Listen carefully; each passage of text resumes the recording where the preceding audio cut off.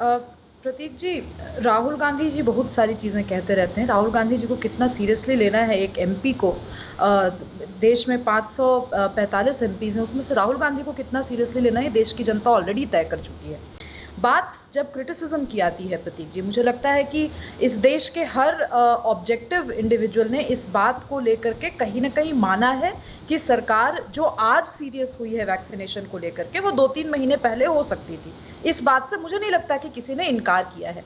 लेकिन ये जो विरोध का स्वर है, ये संयत विरोध का स्वर है। जब यही विरोध का स्वर न्यूयॉर्क टाइम्स से जाकर सुर में सुर मिलाने लगता है, जब यही कांग्रेस के नेता धता बताने लगते हैं भारत की जन भावना को और उसके साथ अपना कुछ और एक मिक्सचर बनाना शुरू करते हैं एंटी इंडिया फोर्सेस के साथ, तब दिक्कत होती है और तब इनका सारा विरोध एक तरफ हो जाता है और फिर देश मोदी जी के साथ और इस सरकार के साथ खड़ा हो जाता है।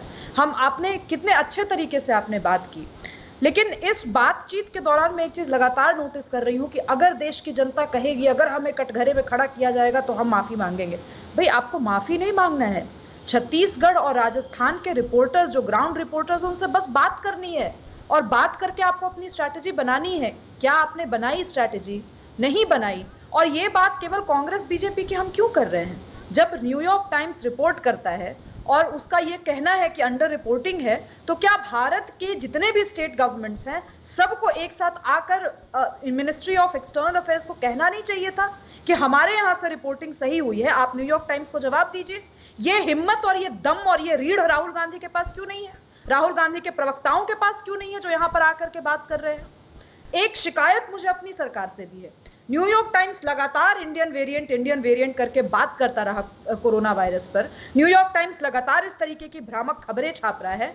हम अपने जो ब्यूरोक्रेट्स बैठे हुए हैं यूएस में, उनसे हमारी क्या अपेक्षा है? हम उनको डांट क्यों नहीं लगा पा रहे मिनिस्ट्री से? यहाँ वो वहां बैठ करके क्या केवल कॉकटेल पार्टीज करने के लिए वहां के एडिटर्स के साथ?